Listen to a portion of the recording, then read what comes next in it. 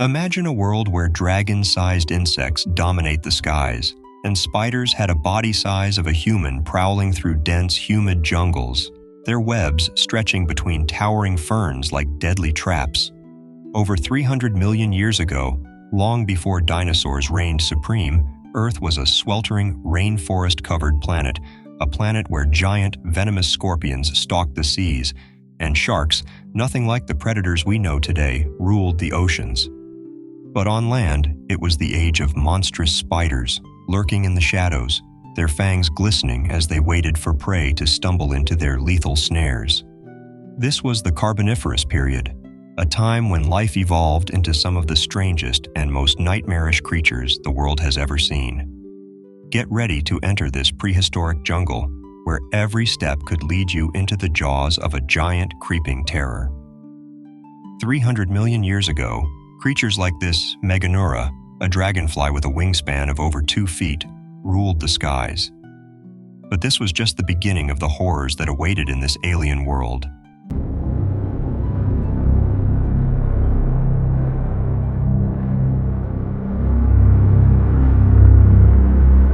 The Carboniferous, a time that spanned from 359 to 299 million years ago, was a period of unparalleled change and evolution on our planet. It was an era that would shape the future of life on Earth and create terrors beyond your wildest imagination. Picture a world where the land was dominated by steamy swamps and lush forests. But these weren't the forests we know today. No flowers, no grass, not even pine trees. Instead, giant ferns and horsetails towered hundreds of feet into the sky, creating a dense canopy that blocked out the sun. The air you'd breathe in this world would be thick, humid, and loaded with up to 35% oxygen, far higher than the 21% we're used to today. This hypercharged atmosphere was a double-edged sword. It allowed life to grow to monstrous sizes, but it also meant that even the smallest spark could trigger devastating forest fires.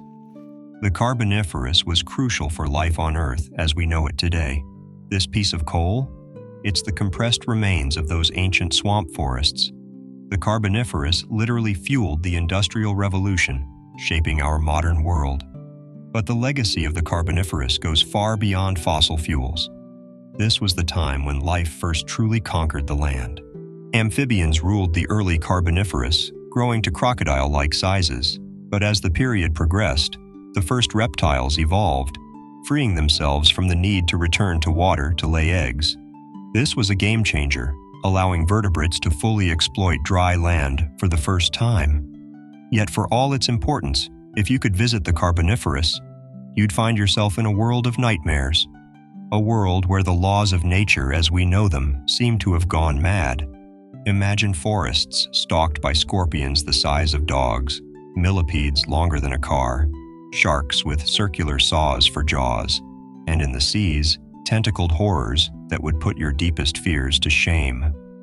The Carboniferous was a crucible of evolution, a time of incredible biodiversity, but it was also a world that would be utterly hostile to human life.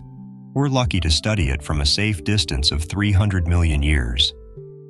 59 million years ago, at the dawn of the Carboniferous, Earth's geography would be unrecognizable to us. Most of the planet's landmass was concentrated into a supercontinent we call Pangaea. Imagine a world where you could walk from what would become North America all the way to Europe without getting your feet wet. This was Pangaea, a giant landmass that would play a crucial role in shaping the nightmares to come. The formation of Pangaea had profound effects on Earth's climate. It created vast interior deserts, but also extensive tropical regions near the equator. These tropics were home to the great coal swamps of the Carboniferous. But it wasn't just the land that was alien. The very air you breathed would have been radically different. Today, our atmosphere contains about 21% oxygen, but in the Carboniferous, oxygen levels soared to a mind-boggling 35%. This hypercharged atmosphere was a result of the explosion of plant life in the vast swamp forests. The high oxygen levels had dramatic effects on life. It allowed insects and other arthropods to grow to enormous sizes, but it also made the world incredibly flammable. A single spark could trigger devastating wildfires. Imagine a world where every thunderstorm could potentially set the entire continent ablaze. This was the double-edged sword of the Carboniferous atmosphere. The climate of the Carboniferous was also far different from what we know today. For much of the period, Earth was in the grip of a greenhouse effect. Global temperatures were significantly higher than today, especially in the early Carboniferous. This warm, humid climate, combined with high CO2 levels, created perfect conditions for plant growth. And grow they did. The Carboniferous saw the rise of vast swamp forests unlike anything on Earth today. These weren't the forests we know. There were no flowering plants, no grasses, not even any conifers. Instead, the dominant plants were lycopsids, giant, scaly-barked trees that could grow over 100 feet tall. Alongside them grew massive ferns and horsetails, creating a dense, alien canopy. These Carboniferous forests were incredibly productive. They pulled so much CO2 out of the atmosphere that they actually triggered an ice age in the late Carboniferous. And when they died and were buried, they eventually formed the coal deposits we mine today. To truly grasp how alien this world was, let's compare it to what we know today. Where we have squirrels scampering through the trees, the Carboniferous had giant 6-foot millipedes. Where we have birds singing in the canopy, they had dragonflies the size of seagulls. Our rivers and lakes are home to fish and frogs. Theirs harbored monstrous amphibians and freshwater sharks. The Carboniferous was a turning point in Earth's history. It was the time when life truly conquered the land. But it did so in ways that would seem nightmarish to us. It was an evolutionary experiment on a global scale. So as we dive deeper into the terrors of the Carboniferous, remember, this was no fantasy land. This was Earth, your home, transformed into an alien world of nightmarish proportions. And in this world of giants, new horrors were evolving. Terrors that would rule the skies, stalk the lands, and haunt the seas for millions of years to come. In the nightmare world of the Carboniferous, even the insects were the stuff of horror, and none more so than the terrifying Meganeura. Imagine a dragonfly, but one with a wingspan of up to 65 centimeters. That's over 2 feet. This was Meganeura, the largest known insect to have ever lived. Meganeura wasn't just big. It was a highly efficient predator with excellent vision, incredible maneuverability, and powerful jaws. In many ways, it was the apex aerial predator of its time. But how did Meganeura grow to such nightmarish proportions? The answer lies in the unique conditions of the Carboniferous period. Remember the hypercharged atmosphere we mentioned earlier?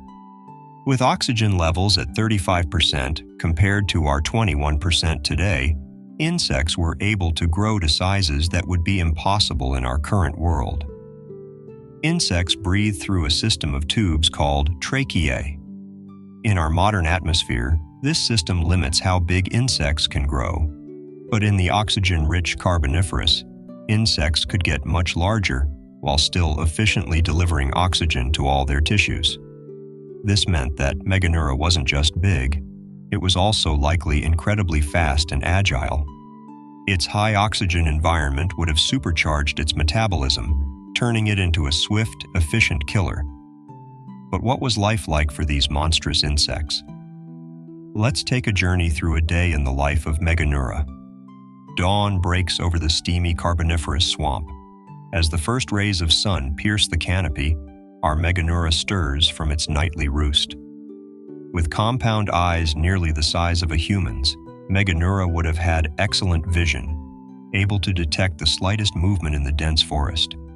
As it takes to the air, the sound of its wings would have been terrifying to any prey in the vicinity. Imagine the buzz of a modern dragonfly, but amplified many times over.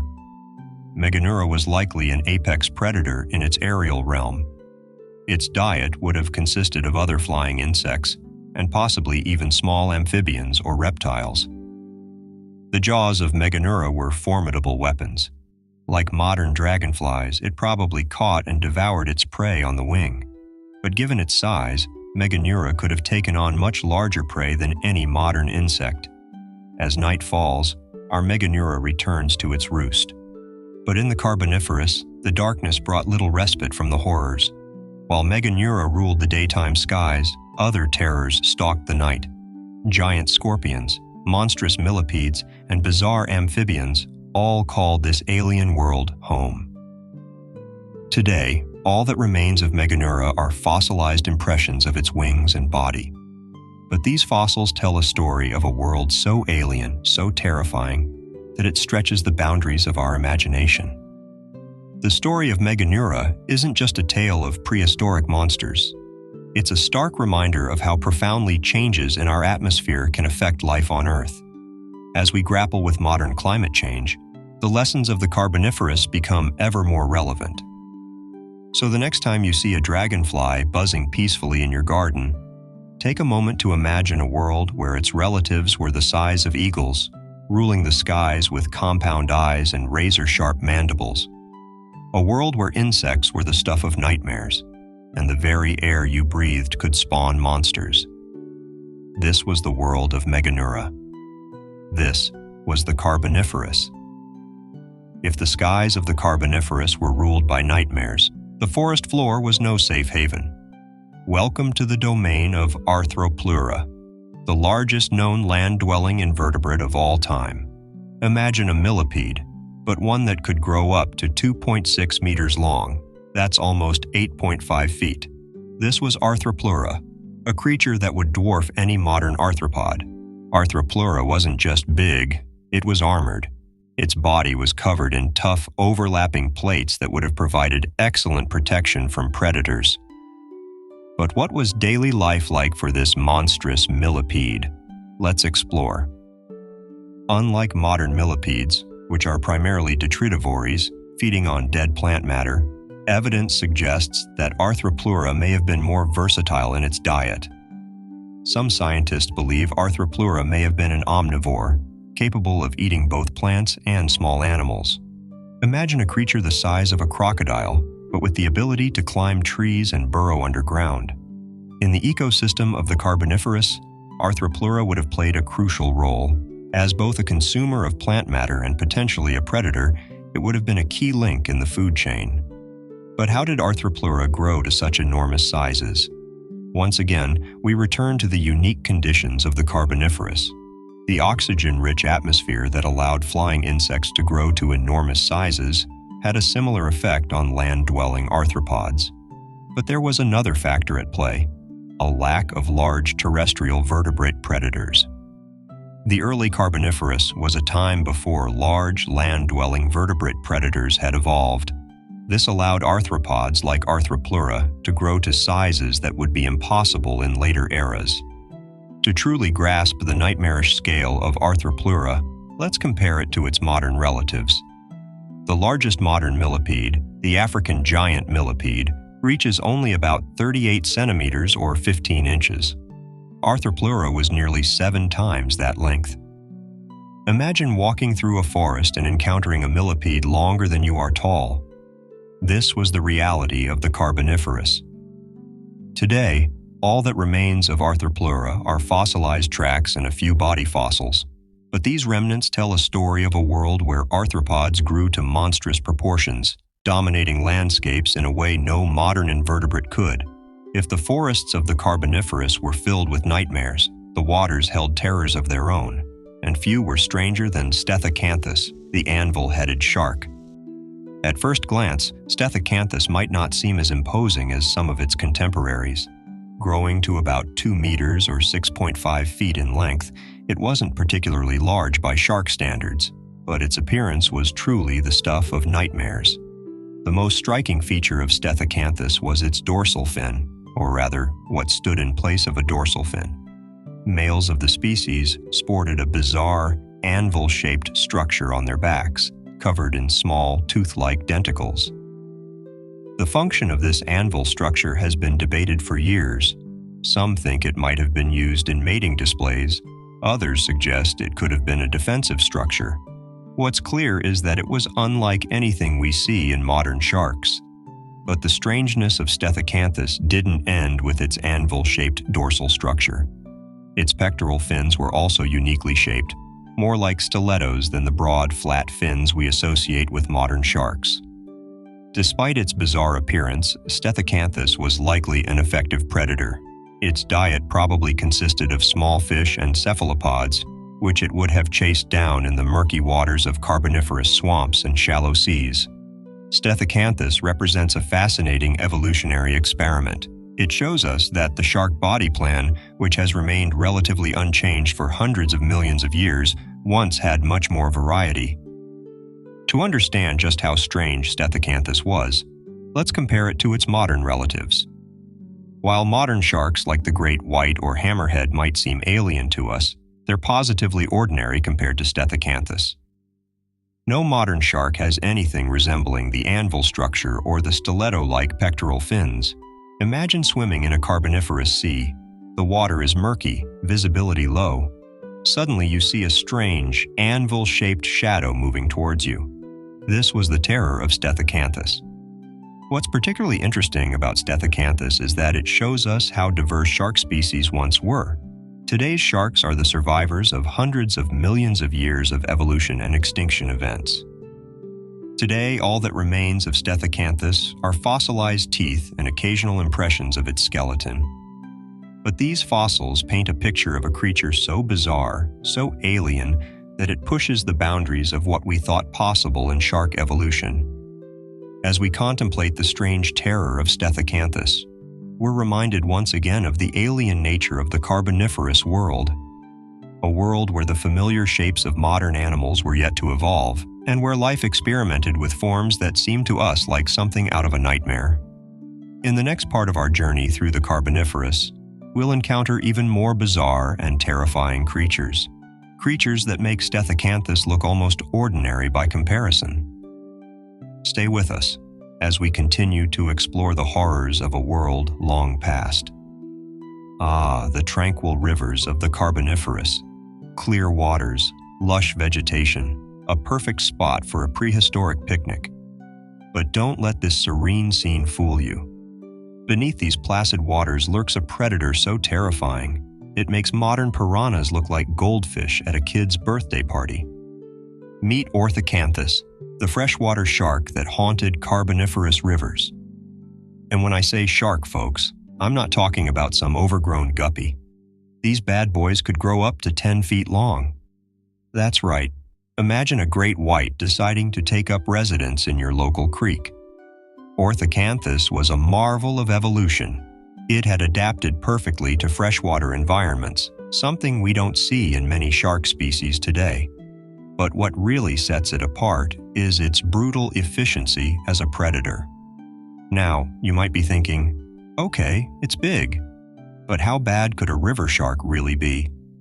Oh, my sweet summer child, let me paint you a picture. First, let's talk about those teeth. Orthacanthus didn't just have one row of teeth like your garden variety shark. Oh no, it had three rows of razor-sharp fangs, ready to grab, crush, and shred anything unfortunate enough to cross its path. The tooth structure of Orthacanthus is fascinating. It suggests a creature adapted to hunt a wide variety of prey. From crushing the shells of mollusks to tearing into the flesh of other fish, this was a predator equipped to take on all comers. But here's where things get really interesting. And by interesting, I mean terrifying. Orthacanthus wasn't just a lone wolf, or shark in this case. Evidence suggests these nightmares hunted in packs. We've found fossil evidence suggesting Orthacanthus engaged in pack hunting behaviors. Imagine a group of these 10-foot predators working together to take down prey. It would have been a spectacle both awesome and horrifying. If you're thinking this sounds like the plot of a horror movie, well, you're not wrong. But for the creatures of the Carboniferous, this was everyday life. Nowhere was safe, not even the rivers. But wait, it gets worse. Among the fossil remains of Orthacanthus, scientists have made a chilling discovery. Are you sitting down? Good, because what I'm about to tell you might knock you off your feet. We've found clear evidence of cannibalism among Orthacanthus populations, particularly targeting juveniles. It seems these predators weren't above turning on their own kind when food was scarce. That's right, folks. Orthacanthus took the phrase, "It's a dog-eat-dog world," to a whole new level, more like a shark-eat-shark world, and Junior was often on the menu. Now you might be thinking, sure, but we have scary freshwater predators today too, right? Well, yes, but let's put things in perspective. The modern-day Goliath tigerfish of the Congo, often considered one of the most fearsome freshwater fish, maxes out at about 5 feet. Orthacanthus was double that size, with triple the tooth rows and a taste for its own kind. If Orthacanthus were alive today, it would revolutionize our understanding of freshwater ecosystems. It would be the apex predator in any river system it inhabited, completely reshaping the food web. The next time you're enjoying a peaceful day by the river, take a moment to appreciate the relative safety of our modern waterways. And maybe, just maybe, say a little thank you that Orthacanthus is nothing more than a fascinating footnote in Earth's history. Orthacanthus serves as a stark reminder of the incredible diversity and sometimes terrifying nature of life throughout Earth's history. It pushes us to question our assumptions about what's possible in nature and reminds us that reality can often be stranger and more frightening than fiction. But if you thought the rivers were scary, just wait until you see what was lurking on land. Get ready to meet a creature that will make you. If you're an arachnophobe, you might want to look away now. But for those of you brave enough to continue, prepare yourselves for a tale of mistaken identity that would make any mystery writer proud. Welcome to the world of Megarachne, the creature that sparked a scientific debate and sent shivers down the spines of spider-fearing folks everywhere. When fossils of Megarachne were first discovered in the 1980s, paleontologists thought they had hit the jackpot or stumbled into an arachnophobe's worst nightmare, depending on your perspective. Here, preserved in ancient rock, seemed to be evidence of a spider the size of a small dog. The initial interpretation of Megarachne as a giant spider was truly exciting. It seemed to confirm our suspicions that the oxygen-rich environment of the Carboniferous could support arthropods of incredible size. For years, Megarachne held the title of the largest spider to ever exist. It captured the public imagination, starring in documentaries, books, and probably more than a few nightmares. There was just one tiny problem. It wasn't a spider at all. In 2005, a more complete fossil of Megarachne was discovered.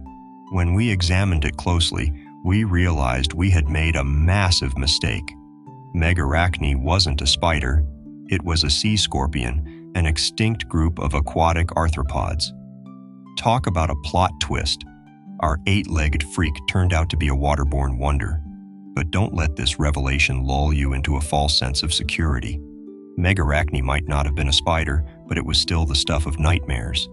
Measuring up to 18 inches in length, Megarachne was a formidable predator in the Carboniferous waters. With its large, forward-facing eyes and powerful pincers, it would have been a terrifying sight for any unfortunate prey that crossed its path. Sea scorpions like Megarachne were apex predators in many aquatic ecosystems of the Paleozoic era. They filled niches similar to modern crabs or lobsters, but often at a much larger scale. Now you might be thinking, okay, it's not a spider, but it still looks pretty creepy. And you're not wrong.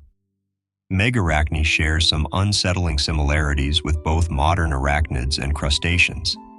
It's like nature took all the parts that make us squirm and combined them into one prehistoric package. But here's the really interesting part. The Megarachne saga tells us as much about ourselves as it does about this ancient creature. Our readiness to believe in giant spiders reveals our deep-seated fascination with the monstrous and the extreme. The idea of giant spiders taps into primal fears that many humans share. Even when we discovered Megarachne wasn't actually a spider, the image had already taken hold in popular culture. It shows how powerful these ancient creatures are in capturing our imagination. From movies to video games, the idea of giant arachnids continues to both terrify and fascinate us. Megarachne might not have been the giant spider we initially thought, but it opened the door to imagining a world where such creatures could exist. In the end, the true story of Megarachne is even more incredible than fiction. It's a tale of scientific discovery, correction, and the endless wonders that the fossil record continues to reveal. It reminds us that the ancient world was filled with creatures just as amazing, and sometimes even stranger, than anything we could invent. So, the next time you see a spider scuttling across your floor, take a moment to appreciate it. Sure, it might give you the creeps, but just remember, it could be worse. It could be a Megarachne. But if you think Megarachne is strange, wait until you hear about our next Carboniferous critter. Get ready to meet a creature so bizarre, scientists are still scratching their heads. Just when you thought the Carboniferous couldn't get any weirder, enter the Tully Monster. No, that's not the name of a B-movie creature feature. It's a real animal that has been puzzling scientists for over 60 years. Prepare to have your mind blown by nature's very own Frankenstein's monster. Picture this: a torpedo-shaped body, eyes on stalks like a hammerhead shark, a long, rigid proboscis ending in a claw filled with tiny teeth, and a vertical tail fin. Sounds like something out of a sci-fi novel, right? Well, welcome to the wonderful world of Tullimonstrum gregarium. The Tully Monster is one of the most enigmatic creatures in the fossil record. It's so unlike anything alive today that for decades, we couldn't even figure out what kind of animal it was. Discovered in 1955 by amateur fossil hunter Francis Tully in Illinois, this creature has sparked more scientific debates than a flat earther at a NASA convention. Is it a mollusk? A worm? Some kind of weird fish? The arguments have raged for decades. We've gone back and forth on the classification of Tullimonstrum. At various times, it's been classified as a worm, a mollusk, a relative of lampreys, and even an arthropod. It's a perfect example of how challenging it can be to interpret the fossil record. But here's the kicker.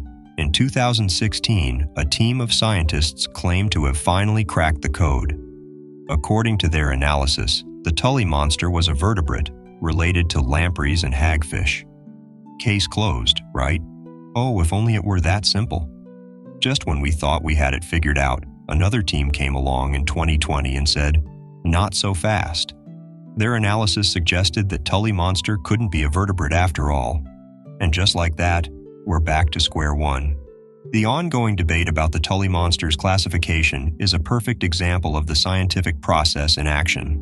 We make hypotheses, test them, and revise our understanding as new evidence comes to light.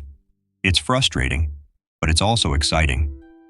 Despite, or perhaps because of, its mysterious nature, the Tully Monster has captured the public imagination. It's become the state fossil of Illinois and has appeared on U-Haul trucks, postal stamps, and even as brewery logos. Not bad for a creature we still can't fully figure out. The Tully Monster serves as a humbling reminder of just how weird and wonderful life on Earth can be. It embodies the strangeness of the Carboniferous Period, a time when life was experimenting with forms and functions that seem utterly alien to us today. So the next time you think you've seen it all, remember the Tully Monster. In the grand tapestry of life on Earth, there are still threads we can't quite unravel, and that's what makes the study of prehistoric life so endlessly fascinating. But if you thought the Tully Monster was strange, wait until you see what's coming up next. Prepare to meet a shark that takes the phrase scissor-sharp teeth to a whole new level. Just when you thought it was safe to go back in the water. Actually, you know what? It's never safe to go back in the water, not when creatures like Edestus are lurking in the depths. Forget everything you thought you knew about shark teeth. Edestus is about to turn that knowledge into chum. Meet Edestus, the scissor-toothed shark of your nightmares. Imagine, if you will, a shark. Now, replace its normal rows of teeth with two curved, serrated blades that protrude from its mouth like some kind of demented scissor. Congratulations, you've just pictured Edestus. Edestus is truly one of the most bizarre sharks we've ever discovered. Its tooth arrangement is unique not just among sharks, but among all known vertebrates. It's a perfect example of the strange evolutionary experiments that were happening during the Carboniferous period. But here's where things get really interesting. Unlike modern sharks that shed their teeth individually, Edestus kept adding new teeth to the back of its jaw and slowly pushed the whole row forward. The result? A pair of curved, serrated blades that stuck out in front of its mouth like organic scissors. Now you might be wondering, How on earth did this thing eat? Well, you're not alone. Paleontologists have been scratching their heads over this very question for years. The feeding mechanism of Edestus is still somewhat of a mystery. One theory is that it used its protruding teeth to slash at prey, creating wounds that it could then feed from.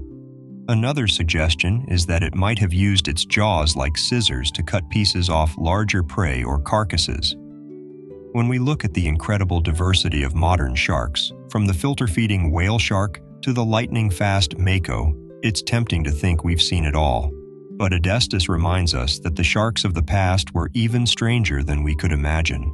Edestus represents a completely different evolutionary approach to predation than what we see in modern sharks. It's a stark reminder of the incredible diversity that has existed throughout Earth's history. Now, imagine for a moment that you're swimming in the Carboniferous seas. The water around you is murky, visibility is low. Suddenly, you see something moving towards you. As it gets closer, you realize with horror that it's a pair of serrated blades, slicing through the water, attached to a shark that looks like it's grinning with a mouthful of scissors. Yeah, I'd be swimming for the shore too. Edestus is just one example of the incredible variety of shark forms that have existed throughout Earth's history. From the spiral-toothed helicoprion to the giant megalodon, sharks have been evolutionary innovators for hundreds of millions of years. While Edestus might seem like nature gone mad, it's important to remember that this creature was a successful predator in its time. Its bizarre anatomy was well adapted to its environment and lifestyle, even if it looks strange to our modern eyes. As we leave the toothy terrors of the Carboniferous seas behind, let's turn our attention to the land. Because if you thought the water was scary, just wait until you see what was crawling around on shore.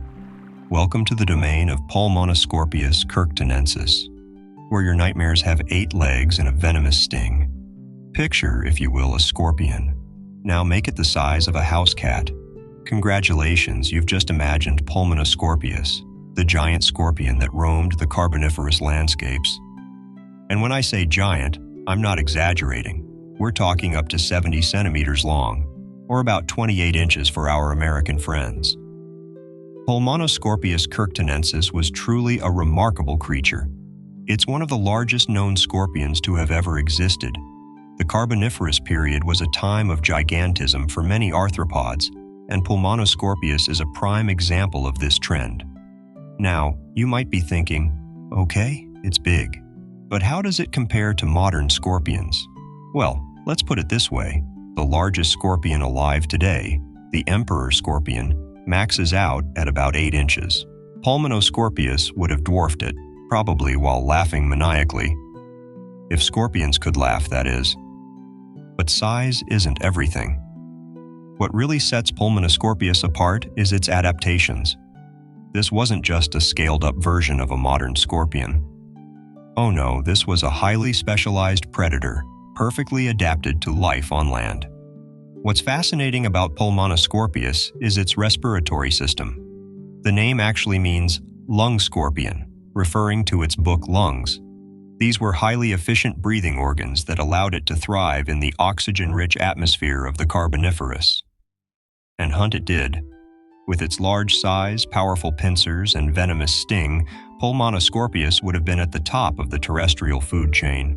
Insects, early amphibians, and even small reptiles would have been on the menu for this 8-legged terror. We can infer from its anatomy that Pulmonoscorpius was an active predator. Its large size suggests it didn't need to hide from many threats. Instead, it likely patrolled its territory, ambushing prey with its powerful pincers before delivering a venomous sting.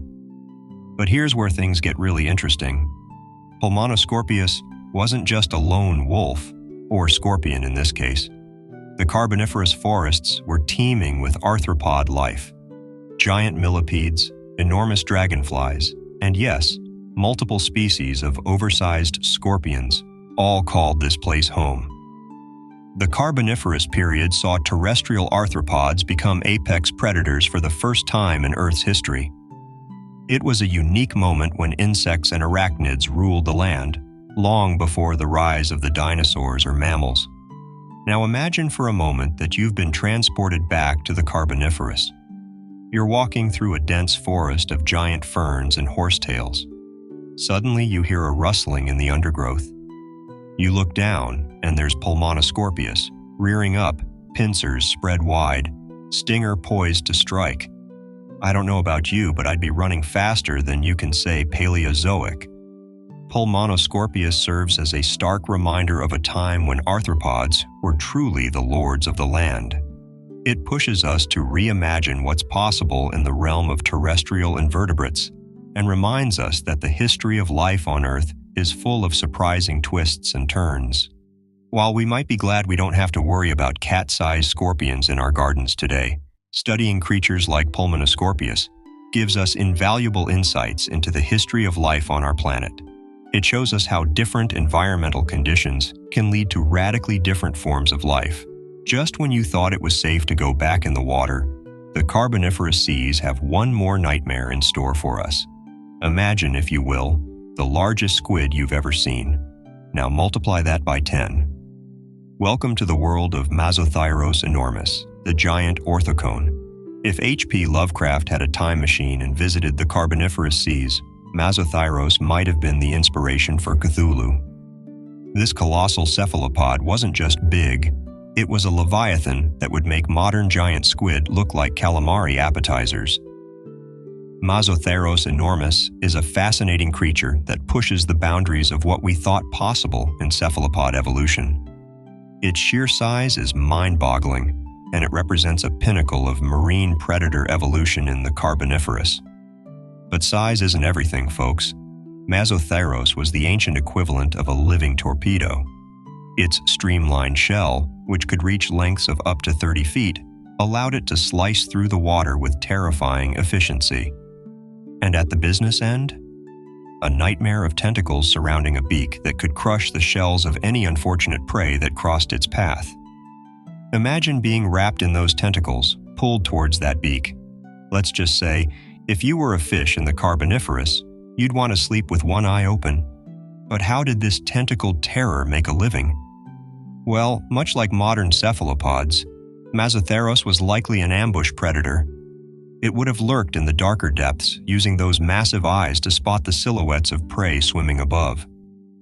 We believe Mazothyros had exceptional vision, possibly even better than modern cephalopods. This, combined with its speed and size, made it the apex predator of its time. When the moment was right, Mazothyros would have shot upwards with explosive speed, tentacles spread wide like a terrifying underwater parachute. Any fish, shark, or other sea creature caught in this embrace would have had little chance of escape. Now, you might be thinking, sure, but we have giant squid today, right? How different could this be? Oh, my sweet summer child. While the colossal squid of today can reach impressive sizes, they're deep-sea specialists rarely encountered by humans. Mazothyros, on the other hand, was a constant presence in the Carboniferous seas. If Mazothyros were alive today, coastal living would be a very different prospect. Imagine giant tentacles potentially reaching up onto beaches or shallow waters. It's the stuff of nightmares. Thankfully, we don't have to worry about Mazothyros crashing our beach parties today, but its existence serves as a reminder of the incredible, often terrifying diversity of life that has existed on our planet. The next time you dip your toes in the ocean, take a moment to appreciate the relative peace of our modern seas, and maybe, just maybe, say a little thank you that Mazothyros enormis is nothing more than a fascinating fossil in the pages of Earth's history. But the horrors of the Carboniferous weren't confined to the seas. On land, a different kind of terror awaited. We've met the individual players in our Carboniferous nightmare, but now it's time to step back and look at the big picture. Welcome to the world that was, a place both familiar and alien, where the air was thick with oxygen and life experimented with forms we can scarcely imagine today. The Carboniferous forests were unlike anything we see today. Massive lycopsid trees, giant horsetails, and tree ferns dominated the landscape. These plants thrived in the warm, humid climate and high CO2 levels of the time. Narrator: imagine walking through this prehistoric jungle. The air is hot and humid, almost oppressively so. The oxygen content is through the roof, about 35% compared to our 21% today. This oxygen-rich atmosphere is what allowed insects and other arthropods to grow to such monstrous sizes. As dawn breaks, the forest comes alive with the buzz of giant insects. Dragonflies the size of seagulls flit between the trees. In the undergrowth, Pulmonoscorpius emerges from its burrow, ready to hunt. We've had to use a lot of imagination to recreate the sounds of the Carboniferous. The buzz of giant insects would have been much louder than anything we hear today, and the calls of early amphibians and reptiles, pure alien music to our ears. As night falls, different predators emerge. In the rivers, Orthacanthus hunts in packs, their eyes glowing in the moonlight.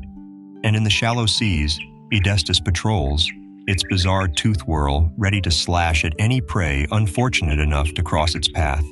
If a time traveler from today were to visit the Carboniferous, they'd find themselves in a world both beautiful and terrifying. The lush forests might seem inviting at first, but danger would lurk around every tree trunk and beneath every leaf.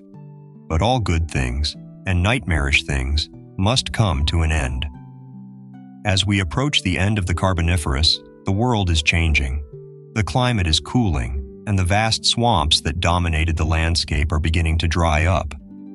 The late Carboniferous saw a significant climate change event. Glaciation increased, leading to a drop in sea levels and a cooler, drier climate overall. This had profound effects on the flora and fauna of the time.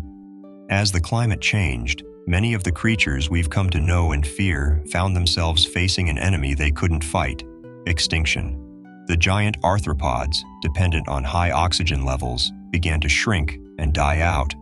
The vast coal forests retreated, taking with them the habitat of countless species. Mass extinctions are a recurring theme in Earth's history. The end of the Carboniferous and beginning of the Permian saw a significant loss of biodiversity. Many of the unique creatures of the Carboniferous didn't make it through this transition. Imagine Pulmonoscorpius, the terror of the forest floor, finding its hunting grounds shrinking day by day. Or Orthacanthus, the freshwater shark, as its rivers and swamps begin to dry up. These once dominant predators found themselves on the wrong side of evolutionary history. But the story of the Carboniferous doesn't end with extinction. In many ways, this period shaped the world we live in today. The name Carboniferous means coal-bearing, and for good reason. The vast swamp forests of this period, buried and compressed over millions of years, formed the coal deposits we use today. That's right. Every time you flip on a light switch or charge your phone, you're tapping into energy stored by plants that lived over 300 million years ago. The Carboniferous period quite literally fueled the Industrial Revolution and continues to power much of our modern world. But the legacy of the Carboniferous goes beyond fossil fuels. The oxygen-rich atmosphere of this period allowed plants to evolve lignin, a tough compound that allowed them to grow to great heights. This innovation paved the way for the diverse plant life we see today. Many of the major groups of plants and animals alive today have their roots in the Carboniferous. This period saw the diversification of early amphibians and reptiles, setting the stage for the later evolution of dinosaurs and mammals. And let's not forget the impact of Carboniferous life on our culture. From the giant insects that inspire our monster movies to the strange creatures like the Tully Monster that captivate our imagination, the Carboniferous continues to influence how we think about prehistoric life. As we come to the end of our journey through the Carboniferous, a question looms. Could it happen again? Could our world once again be dominated by giant insects and bizarre predators? While we're currently experiencing rapid climate change, it's unlikely we'll see conditions identical to the Carboniferous anytime soon. The oxygen content of our atmosphere, for instance, is regulated by complex feedback systems. Evolution is unpredictable. While we probably won't see exact replicas of Carboniferous life, who knows what strange and wonderful creatures might evolve in the future? Life always finds a way to surprise us. And in some ways, we're already seeing echoes of the Carboniferous in our modern world. In the oxygen-rich waters of the Antarctic, giant sea spiders roam the ocean floor. In the deep seas, we find bizarre creatures that could rival the Tully Monster for strangeness.